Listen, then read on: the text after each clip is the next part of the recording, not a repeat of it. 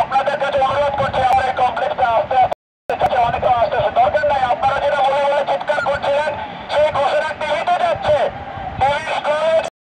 মাননীয় প্রধান বিচারপতি পদত্যাগের নীতিগত সিদ্ধান্ত নিয়েছেন।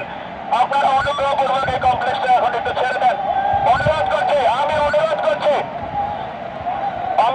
করছি আপনারা আপনাদের সম্মানটা বজায় রেখে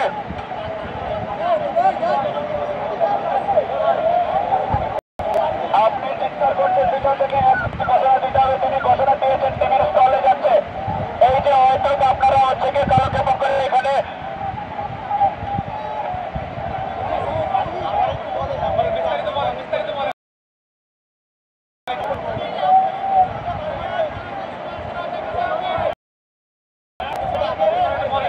আপনারা একটু যদি শান্তিপূর্ণ